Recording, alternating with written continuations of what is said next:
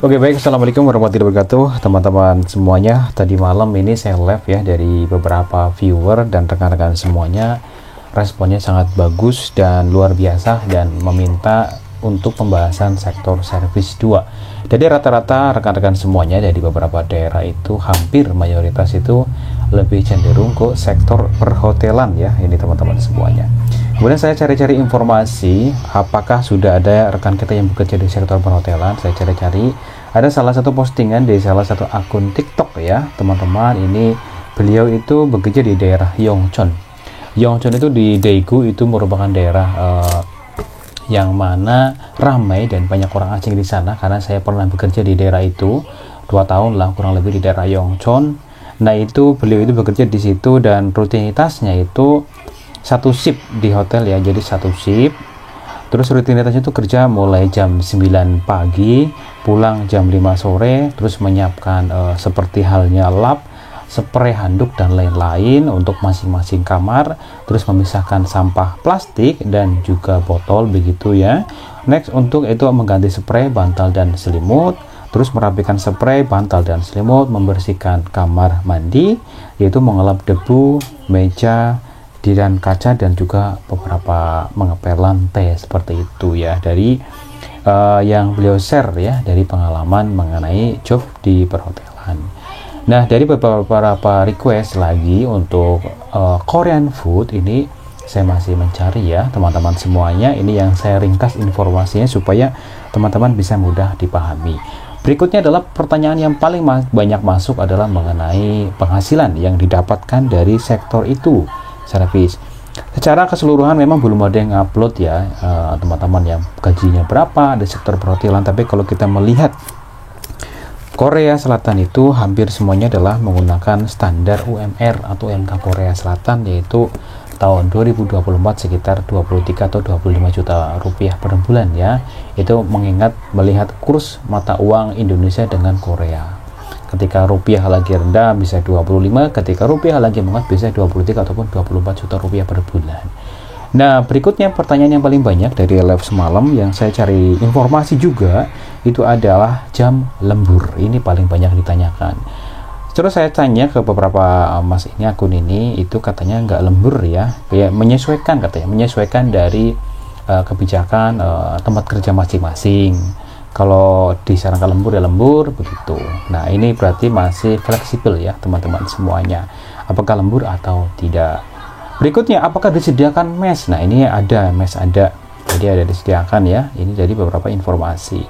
Karena ini program baru, ini saya tadi malam sempat bertanya juga, ngobrol-ngobrol, sharing-sharing dengan teman-teman. Nanti malam akan saya live lagi lah, karena kita sharing-sharing begitu ya. Itu mayoritas bertanya, baik bahasa gimana sih, apakah sangat diutamakan, mengingat di hotel itu kan teman-teman tentunya agak rasa apa ya, khawatir ya, karena nggak semua orang itu pernah menginap di hotel ya. Begitu, jadi agak rasa gimana gitu ya, apa nanti kalau ditempatkan di hotel bintang 5 gimana gitu ya, jadi pada rasa kekhawatiran ya. Bahasa ya tentunya diperlukan. Nanti sambil berjalannya waktu tentunya lambat laun lambat waktu teman-teman akan mahir dalam berbahasa, karena kan pekerjaannya kan kalau misalnya sudah hafal itu aja yang dikerjakan, tentunya nanti akan lebih apa ya, mahir ya. Nanti bahasa kamu menyesuaikan, bahasa Koreanya membersihkan jendela apa, bahasa Koreanya mengepel lantai apa, bahasa Korea mengganti spray apa dan sebagainya. Nanti di tempat kerja tentunya akan lebih ada pemahaman. Yang paling perlu digarisbawahi, karena ini program baru ya teman-teman semuanya, ini nanti jangan berharap untuk mas nanti kira-kira ada seniornya enggak ya. Nah ini tentunya tidak.